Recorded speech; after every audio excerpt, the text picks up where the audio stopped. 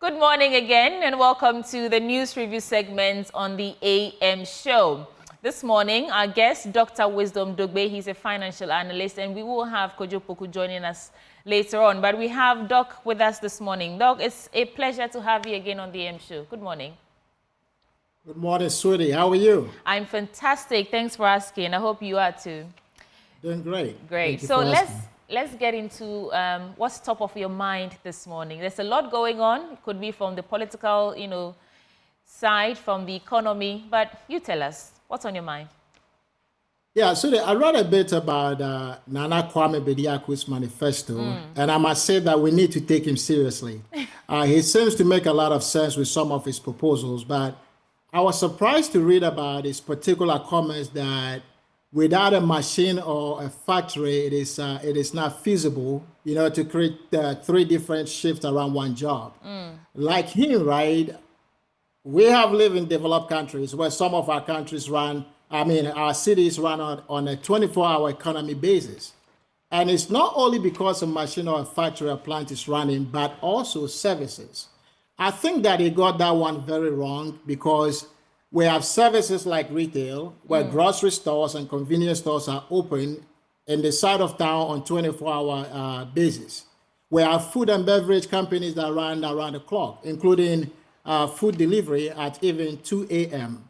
Of course, we have the healthcare services, not just the emergency, but also hospitals and also pharmacies that are open for 24 hours.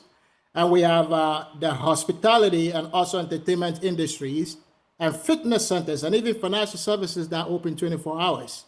So I think Shadow missed the boat on this one to say that 24-hour economy can only work around machines and factories. The goal of a 24-hour economy is not only to turbocharge the economy and create jobs, but it also has to prioritize convenience and accessibility to customers. And it's comments that industrialization for 24-hour economy cannot work without industrialization. I think it shows very clearly that he hasn't even taken the time to read and also understand the manifesto of the NDC. You cannot jump to industrialization without the necessary factors that you need to industrialize the economy. Right. Doc, thanks for those insightful thoughts there. Let's get straight into the newspaper. I'll start with the Daily Graphic newspaper. On the front page, plea bargaining, not immunity. The Attorney General tells Cambridge Economic Crime Summit. Cleanest Region Ranking Campaign. The Minister inaugurates a 9-member committee. NPP Wale Wale Parliamentary Primary rerun. Nominations have been open for 3 days. And EC suspends officer over unsolicited voter transfer. And I think this is the biggest controversy right now. The credibility of the Electoral Commission has come under question. But let's start from what the Attorney General has been saying in the United Kingdom. The Attorney General and Minister of Justice, Godfrey Aboudame, has given an assurance that the new plea bargaining law, which gives some form of reprieve to persons accused of certain crimes, will not be used to protect people from accountability. And delivering a keynote address at the International Symposium on Economic Crime at the University of Cambridge in the United Kingdom, Mr. Dame said plea bargaining was not about accused persons going scot-free, but ensure that such persons were also held accountable for their crimes in the interest of the society. So he says any attempt to use the law to shield accused persons from taking responsibility for their deeds would defeat the purpose of criminal laws and the entire criminal justice system. So he's basically clarifying that plea bargaining is not a shield from accountability, and rather it's a way to hold people accountable. Let's start from there. What are your thoughts? So I think that the reputation of the AG has taken a bit of a hit, considering the way he conducted himself in the ambulance case, as alleged and also reported in the media. So it is quite challenging to take him at his words that the new plea bargaining law is not only to protect his party faithfuls who may have been involved in gross corruption, and they know that they may likely be out of office soon. So they are trying everything to protect themselves from being held accountable for their crimes in office. I, for one, when it comes to this AG, my philosophy for him is hear him out, but always verify.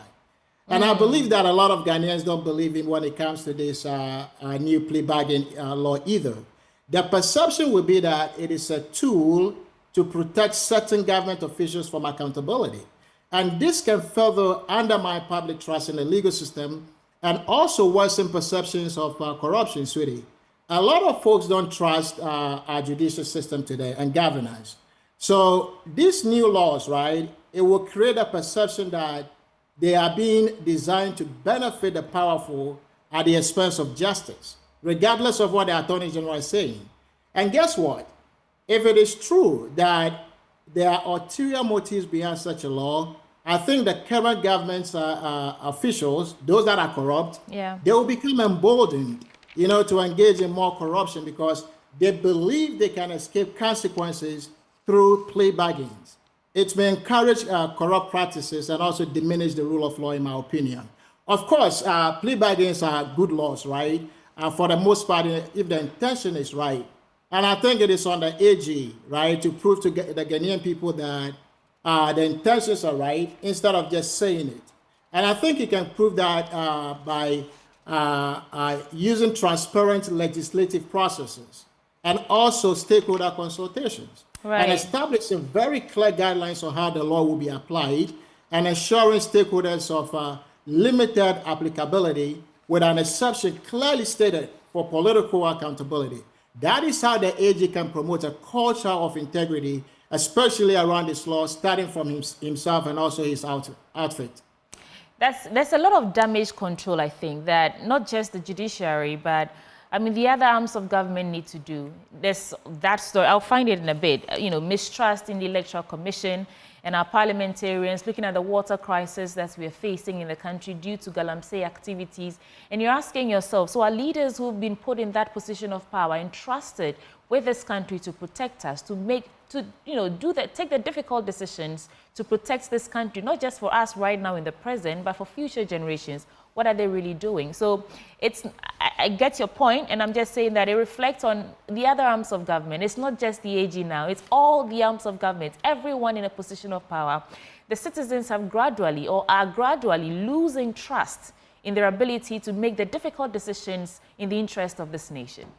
But let's do some other... The AG is the top law enforcement officer of the land. Right. It can start with him, right? All of these... If you talk to the Ghanaian people, the folks that have been following the ambulance case and other cases that the AG has been pursuing in court, I think that they have lost trust because of some of his conduct and the conduct of people from his outfit. So I think it can start from him. He's the nation's top law enforcement officer. True. Let's do some other stories. And in Nigeria, there's some military, inciting going over there. Nigeria charges protesters with treason, inciting military. So Nigeria has charged 10 people with treason and conspiring to incite the military to mutiny, following last month's nationwide demonstrations that saw thousands take to the streets to protest against the cost of living crisis. And the protests were met with a deadly crackdown by security forces. And Amnesty International said at least 13 people were killed. Security forces denied using lethal force. The 10 men were arraigned in an Abuja Federal High Court and entered a not guilty plea. They face the death penalty. If convicted, human rights lawyer Inimbehe Effiong said, and the state prosecutor said in a court paper seen by Reuters that protesters intended to destabilize Nigeria and, quote, conspired to commit felony, to wit, treason. I don't know what you make of this, but if, first of all, the citizens can mass up to protest against the cost of living crisis in Nigeria, and then on the back of that, the president is bold enough to buy a new jet, a private plane or jet, and then we see, this happening, mutiny, talks about coups here and there. What is happening in Nigeria, Doc? I think it's a very saddening situation. First of all, the people have a right to protest, right? And folks are protesting over the rising cost of living in the country. You don't expect them to just sit down and suck it in, right? Nigeria is very rich when it comes to oil and other natural resources. But it seems that we keep hearing about, high levels of hardship when it comes to majority of the population over there.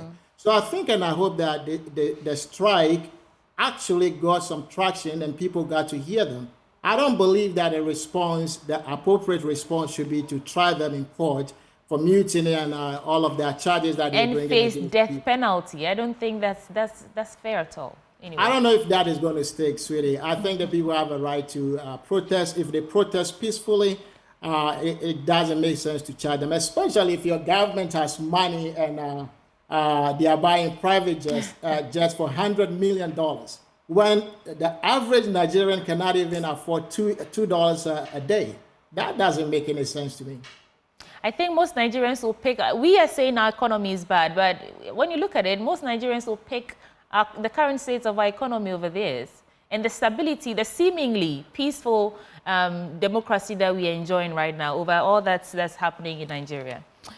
Let's get to this. The good thing is that the new president, he had implemented some policies that really helped the nation's debt, right?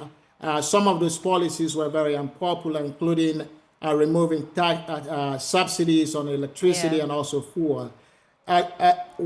When it comes to how the money is being used, the savings that they got from there, right? They are just going ahead to buy that plane alone. It tells the people that their leaders don't care about their plight. They are saving the money for their own use, for their own purposes. And I don't think that is the right image that the Nigerian people want to see. That is why one of the reasons why I believe they are not satisfied. Now the EC. This is still the Daily Graphic. On page 13, EC suspends officer over unsolicited voter transfers. The Electoral Commission says it will not shield any official, either permanent or temporary, who violates any of its processes that compromises the integrity of the electoral system. It has consequently suspended an electoral officer over the controversial transfer of votes from the Tamale South and Sagnerugu constituencies in the northern region to Pusiga constituency in the Upper East region without the knowledge of the affected persons. The EC further revealed that without stating the connection with the suspended officer, that one Haruna Muniru was on police bail after he had been arrested in connection with the matter. When this news first came to light, when the NDC first brought this to the attention of the public, the EC issued a statement and they said the provisional voter register is credible and uncompromised. I've forgotten the exact word that they used. And then that was before they started investigating. They did say they were going to investigate the matter, but you jump the gun and say that the voter register is credible. And now we are seeing that indeed some some voters were transferred without the knowledge of the affected persons. And we had them here on that special edition. We hosted the deputy chairperson of the EC, Dr. Bosman Asari. And he was telling us that there's nothing to worry about. And then you see this. And I keep asking myself, when we as Ghanaians wake up, even those people who don't watch political talk shows, right? They read news like this in the papers. And then December is just around the corner. Will they be able to trust in the results that the EC will declare amidst all these controversies? Doc, your take. So the EC is having a lot of bad days in the run-up to the December election. So he has the right question, right? Can we trust them? Can the people trust them? And I think it is absolutely not a good public perception for them, and they are not doing a good job to win the trust and confidence of the people. Take a look at the comments by Dr. Nyaho Tamaklo that the EC has become the greatest threat to the nation's democracy. This is coming from a founding member of the ruling MPP, who has also noted the gross inefficiencies and even sometimes what seems like a willful incompetence on the part of the EC in the way they are going about, planning for these elections. I am truly concerned, sweetie, and I believe many well-meaning Ghanaians are also concerned. Ghana is known across the region as a beacon of democracy. And to watch how this democracy is being threatened is something that worries me greatly. Look, there are so many instances of the EC demonstrating that they are not entirely effective and outrightly even sowing doubt, right, in the minds of Ghanaians as to if they are up to the task of conducting a fair and also transparent elections. Let's look at the situation when the EC gave a directive, right, to stop political parties from supervising the voter transfer exercise. I don't understand why that was the case in the first place. Because if you are the EC you are more concerned about ensuring transparency in your process. Eventually, they rescinded their decision after the NDC staged a strong opposition to that directive. And then there was this proven issue of an authorized transfer of voters from one constituency to another without the necessary consent of these voters. Yeah, the Pusiga district director of elections has been suspended. But sweetie, that is not enough, to ensure that this is not an endemic problem across the whole of EC's apparatus. Quickly, and a few days ago, significant errors were found in the voter register. And then look at this whole Wale Wale primaries that the MPP conducted, and the EC oversaw that. They claimed that that primaries in Wale Wale went on fairly and transparently, and there was no more practice. Only for the courts to identify that dead voters were able to cast their votes for Dr. Kabiru, through their relatives. That is serious, sweetie, and we must demand that the EC be transparent and fair. We have to demand that from them. Sometimes we say in our local parlance that not domovo and haku. I don't know if you understand that, Doc. You have it, right? I understand that part. Because some of these things, for the life of me, I do not understand how it actually happens, Doc. Anyway, that story is right here. The Wale Wale parliamentary primary you talked about. Let me just, I read our audience to just, catch up with what we're talking about. The New Patriotic Party opens nominations today for a rerun of the Wale Wale constituency primary scheduled for Sunday, September 8, 2024.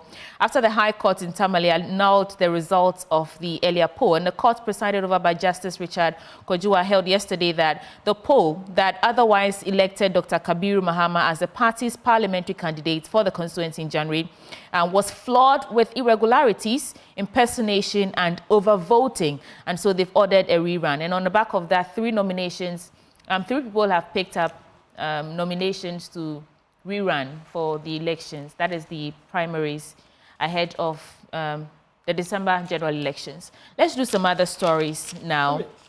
Do you mind if I quickly respond to that? Yes, I think sure. that, I think that it's a good thing that the courts intervened, to address this issue with the MPP parliamentary candidates in Wale Wale. I'm concerned, though, about the outcome of the court proceedings. Not that I don't agree with it, but it tells me that, indeed, the courts agree with the incumbent that there was something fishy about how the MPP conducted the elections.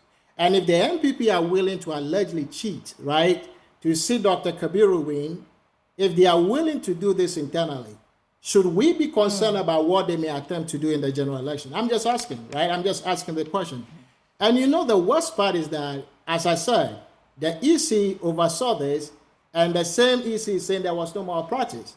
So can we trust them? Those are the questions that I think that Ghanaians should ask. Secondly, and quickly, all of these show a bit of a fracture in the MPP itself. There is an incumbent MP, Honorable Lariba, I think that's the name, who allegedly she has to fight off party stalwarts for her own from her own party who are supporting another candidate against her. So I think there's some fracture over there that they will have to fix. And just asking more questions. What would it really take? The NDC are making some demands, for a forensic audit, for a re-exhibition of the voter register so that people can again confirm that wherever they registered to vote, that's the polling station that they are going to vote, so that they don't wake up on December 7th and you go to a polling station and you are surprised, because we don't want any surprises. So really, what will it take? And, time is also of urgency, because it's just like 3 months to December 7th. But this is so where it's a fair demand, right? Because with everything that is going on, who is going to trust that everything is intact, everything is accurate in the EC system? There got to be some forensic audit to provide that confidence to the stakeholders that we can indeed trust the outcome of the elections. We love Ghana. We don't want the EC's mistakes or the lack thereof or whatever it is they're doing to throw Ghana into chaos. Let's take the time and do that forensic audit now so that people can trust the results of the elections. Right. This is still the Daily Graphic. Accra East ECG begins exercise to replace over 250,000 meters. That was yesterday. We listened to the ECG MD, Samuel Dubik Mahama, saying that we should not politicize this and nobody should touch the new meters that they're installing, because They can tell from their dashboard at the main office. So the story reads, the Accra East region of the Electricity Company of Ghana has begun the replacement of over 250,000 Nuri meters with smart ones in the 8 districts under its operational area. And the exercise, which began yesterday, will also involve the replacement of other obsolete meters, including the postpaid ones in the system. And it forms part of the replacement close to 1.5 million meters under the loss reduction project being executed by the ECG. The only good thing about this for me is that the citizens are not the one bearing the cost of these replacements, but there have been reports that sometime when the new meter was installed, it came with some debts that the people had no idea where it came from. So there are some reports of some issues popping up here and there, but I, as a citizen, I just like that they're bearing the cost of this and they're not asking citizens to pay for it. Doc, your reflection on that? So I missed that one, so I have to go and read that no story. problem. Let's what move I can on. say is this, right? I still don't have a meter in my home. I got them to connect electricity to my home, and they said they had run out of meters. So I'm hoping that with this, I would also get my meter. Hopefully, you will. So Get Fund spends 33.7 million Ghana cedis on scholarships for 2023-2024. That's a big number there. The Ghana Education Trust Fund has extended scholarships to 5,026 students for 2023-2024 academic year. And the number constitutes fresh scholarships for the just ended academic year that covered tuition fees for the tune of 33.74 million Ghana cedis for the beneficiaries in 145 local tertiary, that is both public and private institutions. And the scholarship also reflects the increase of 15% compared with the 2022-2023 academic year that had 4,276 awardees to the tune of 25 million Ghana cedis. And this is an increase in financial commitments of 8 million, representing 24% rise. Where the money is going to? And the scholarships are being awarded to the people who really need it. Doc. That's exactly what I was going to say, right? Okay. There were stories that we had a few weeks or a couple months ago when the scholarships were awarded to needy government officials. When we have folks back in the villages, brilliant but needy kids, they are not getting the scholarship and it's going to government officials. So I would say that for as long as it's going to the right recipients, that is a good thing for Mother Ghana. Right. Let me quickly run through some other stories here and then I'll come to you at the end of it. Ghana-China bilateral trade hits 11 billion. Archbishop Ajinasari is new Bible Society of Ghana president. GTA launches Tourism Month. GCB Bank Ladies Fund life-saving surgery. Foundation supports children at Wa Regional Hospital. Bring back Odambia Festival to August. August is past. Relevance of crying. This is psychology in the health segment of the newspaper. And yeah, those are about it for the stories in the Daily Graphic newspaper. There's one here says, don't compromise work through partisan activities. That is local government workers being urged. And there's a story I saw that I thought was interesting. Was it on the back page? Yes. CSO pushes for cocoa farm gate price increment. That's what last one I'll do here and I'll come to you. So the Ghana Civil Society Cocoa Platform, an advocacy platform for fair trade, is demanding a minimum of a 65% upward adjustment in cocoa farm gate prices for the 2024-2025 cocoa season. Specifically, the organization anticipates that farmers should receive no less than 57,230 Ghana cedis per ton of cocoa beans, which translates to a minimum of 3,583 Ghana cedis per bag. And the GCCP indicated that a price increase could help mitigate some of the financial challenges faced by cocoa farmers, including the impact of inflation, rising input costs, and the effect of global market fluctuations. But the projection underscores the ongoing efforts within the country to secure better pricing for cocoa farmers and ensure that they benefit more equitably from their contributions to the industry. And we've seen all the major political parties talk about how they want to also boost the industry by increasing the price. Same thing that these people are demanding and, put in some facilities to help, or there's some health freebies for cocoa farmers as well. I think that was coming from the NPP manifesto. But Doc, your take on the push for price increments for cocoa farm gates? So I think it's a great idea, right? It's a great initiative that will help the farmers a lot, not just to help them with disposable income, but also this will go a long way to prevent smuggling of cocoa, a story that Joy reported a couple months ago as well. I think that was a major issue, and we have our exports growing with Switzerland. We're exporting a lot of cocoa to them. They're producing chocolates and sending that back to us and to different countries. So I think that this will go a long way to curb the menace of smuggling cocoa out of Ghana to other countries. I think this is a great idea. Okay.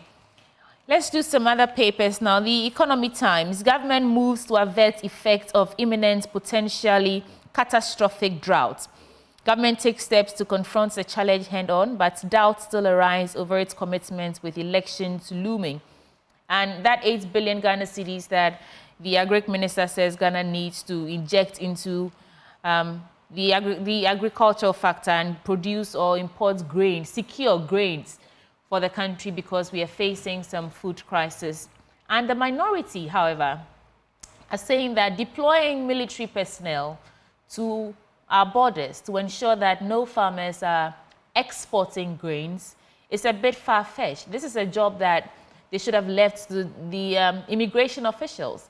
And if we are not careful, we will spend more money deploying military officials to the borders than we would actually gain from, securing these borders by ensuring that no one is exporting grain. So really, is this a job that should have been left to the immigration? Do we really need military personnel deployed to the various borders or entry and exit points to ensure that no farmer is exporting grains out of this country? Doc? So I heard about, the severe drought in the nation. Let me start from there, which is, it is destroying crops. I heard that, I heard about that in some regions, and also threatening food security in the country. Yep. And it also has the potential, sweetie, to make the current inflationary situation worse in the country. And I'm not saying that banning the export of grains is a good or bad idea, but that is more of a reactive approach. I think we should be more proactive in dealing with these predictable weather impacts on agriculture production in the nation. And it also sounds good that the president directed the finance minister to raise that 8 billion cedis as a relief package for the farmers. But again, we don't want to pretend that we are helpless when it comes to the impact of weather on farming. Look, I'm not an agri expert, but I read a bit on these things, and I know that with advancement of technology, even cities and countries in desert lands, they are able to beat the dry weather and cultivate crops in commercial quantities. We need to learn these new age methods of agriculture that do not solely rely on the weather, especially in this age of climate change. And I'm talking about climate-smart agriculture practices, such as drought-resistant crop varieties, and also implementing water management strategies and adopting climate-resilient farming techniques. We should be more proactive instead of reactive. Right. And I think in being proactive, that is the talk of Paulugu Dam and so many other dams that they want to build, to boost irrigation. And we are still here. Some monies have been sunk. They've spent $12 million. Yes, it's been sunk in there, and we don't know what's happening. And now the NPP are saying that they are going to prioritize it in their manifesto. And I'm asking myself, so was it not a priority all this while? Let me do some quick stories on the Economy Times, and then I'll move on from this paper. 345 million Ghana cedis saved from payroll cleansing. That is according to the Labour Minister. The Ministry of Employment, Labour Relations and Pensions has indicated that about 345 million Ghana cedis has been saved from public sector payroll monitoring in 2023.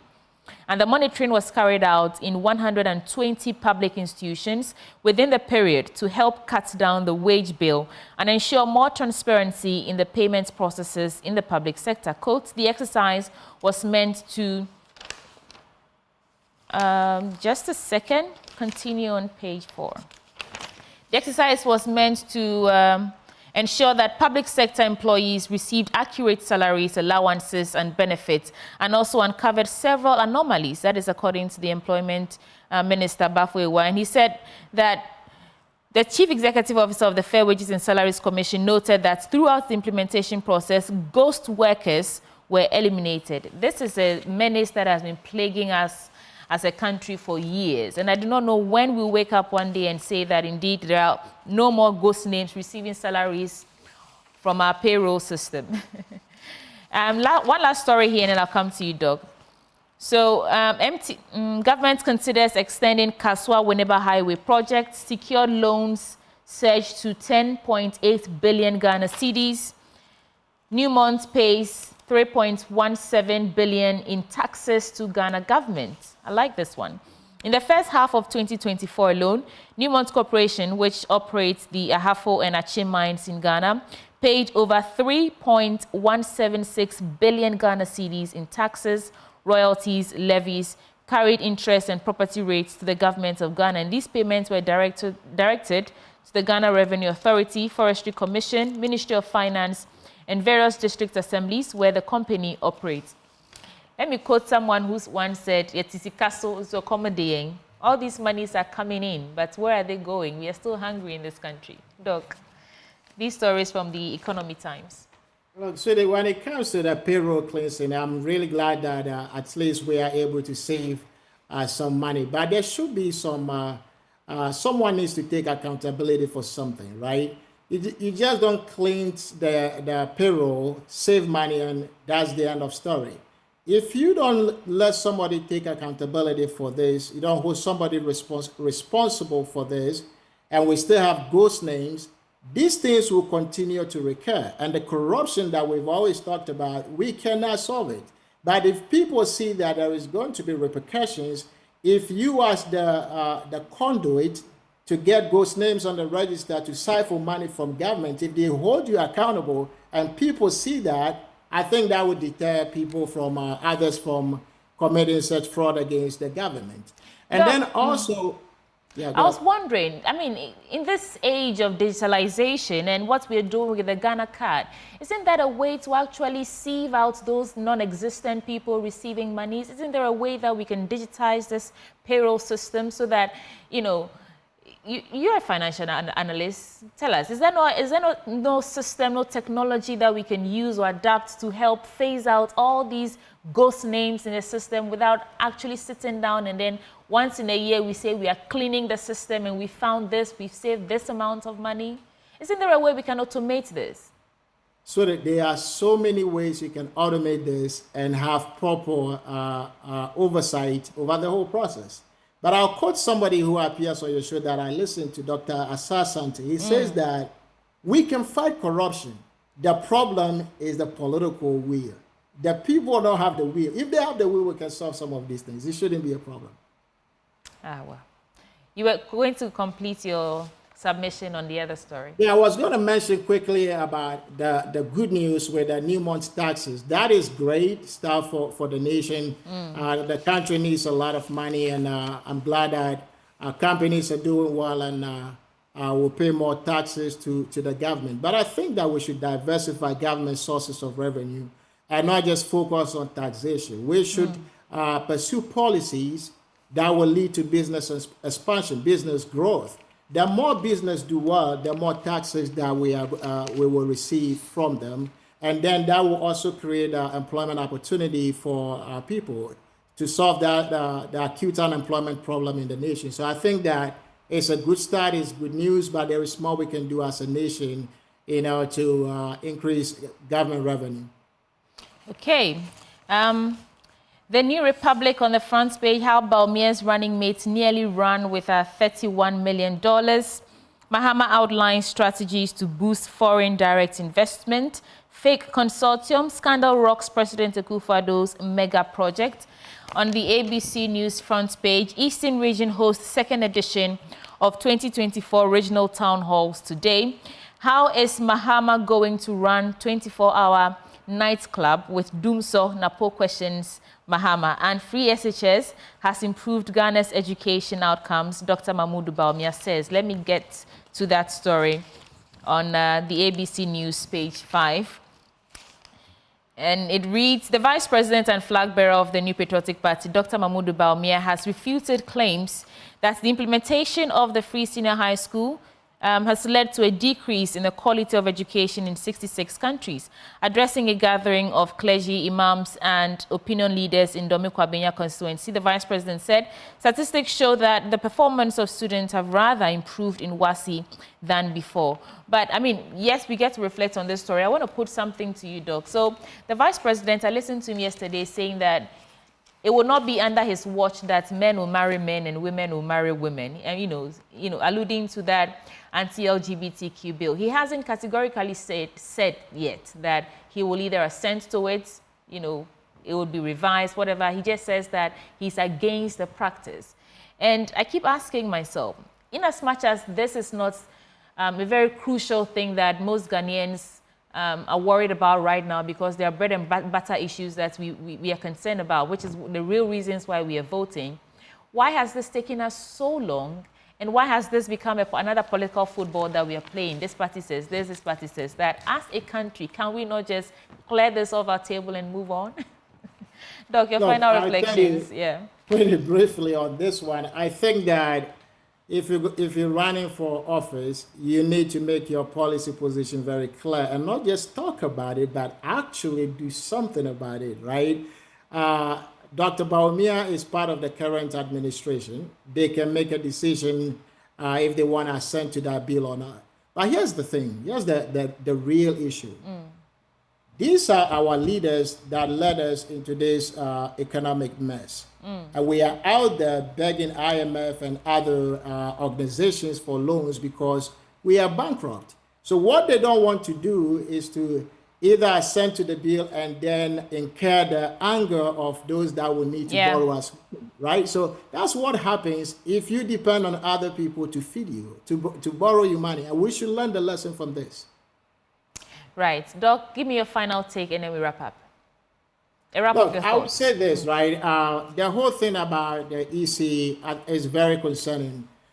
We've talked about it from, I think, from the beginning of the year to now. A lot of people have been talking about, are we going to be having a free and a fair elections?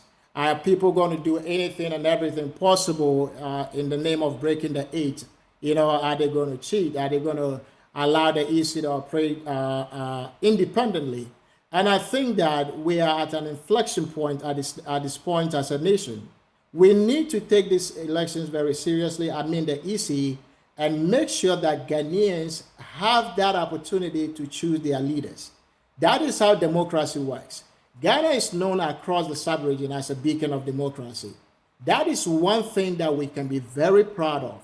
And it should not take a few people to deprive us of that democracy and cause the nation to descend into chaos. I think that we should put our conscience first. We should put the nation first. Ghana is bigger than any one political party. And it's very important for the EC chair, the people that work in that institution. It is very important for them to put the nation first, to be more patriotic than pledging allegiance to one political party. It is super important for the nation. Thank you so much, Dr. Wisdom Dogbe, financial analyst, for joining us to review the newspapers this morning. Thank you. But before I go, these are some dedications coming in. Happy birthday to my son, Isaiah Ni Yemo Kwame Anang. God richly bless your new age. Wishing you all the best life has to offer. Mommy and everyone loves you so much. Soar higher.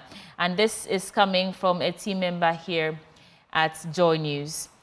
And announcement, debtors announcement. The owners of the following companies should contact the General Manager of Sales and Customer Service of the Multimedia Group by Wednesday, that's tomorrow, September 4th, 2024, in connection with their credit businesses on the group's platform. The following companies are the ones we're referring to: Slade Industries, Ganaba Investment, Modern Initiative Broadcasting Limited, Gilly Gold Pharmaceuticals, Liberty Industries, Wades Entertainment, Highlinks Communication Limited, and Edwin's Consult. Please do well to contact the sales and marketing manager here by tomorrow to sort out your debts. Thank you so much for staying with us on the News Review segment. Coming up next is sports with Muftal Nabila Abdullahi, and you want to stay with that. And after that, we get into the conversation on whether or not you are satisfied with some of the directions or directives of the EC and the demands of the opposition NDC. We'll be right back.